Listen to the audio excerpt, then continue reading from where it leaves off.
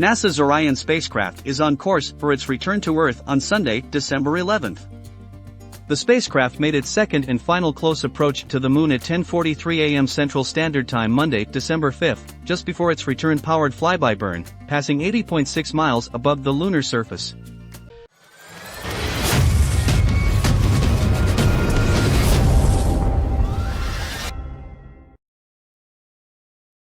The burn, which used the spacecraft's main engine on the European-built service module, lasted 3 minutes, 27 seconds, and changed the velocity of the spacecraft by about 655 miles per hour.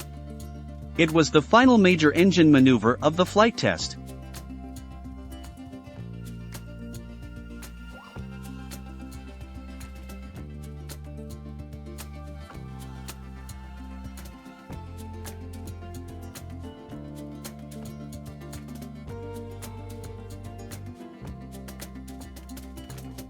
Administrator Bill Nelson said, "Orion is heading home." Today the team achieved another momentous accomplishment, flying Orion just 80 miles from the surface of the Moon.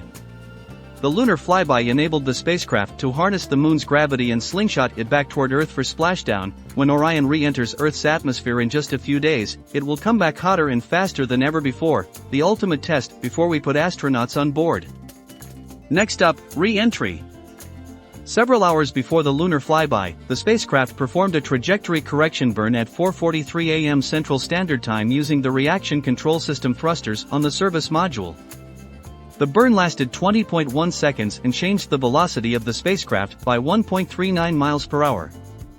The mission management team convened and pulled go to deploy recovery assets off the coast of California ahead of Orion's splashdown on December 11th. As soon as Orion splashes down, a team of divers, engineers, and technicians will depart the ship on small boats and arrive at the capsule. Once there, they will secure it and prepare to tow it into the back of the ship, known as the well deck.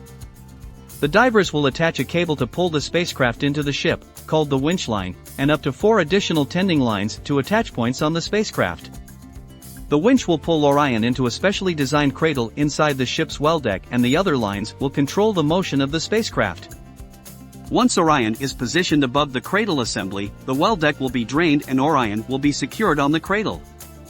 Landing and Recovery Director of NASA's Kennedy Space Center Melissa Jones said, "Last week, we completed our final rehearsal with the USS Portland, which will be our recovery ship for Artemis 1. We had a great 3 days working with them to refine our procedures and integrate our teams so we can meet the objectives of recovering the Orion spacecraft."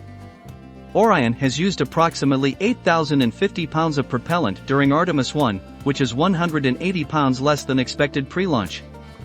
There are 2,075 pounds of margin available over what was planned for the mission, a 165-pound increase. As of 5:29 p.m. Central Standard Time on December 5, Orion was traveling 244,629 miles from Earth and 16,581 miles from the Moon, cruising at 668 miles per hour.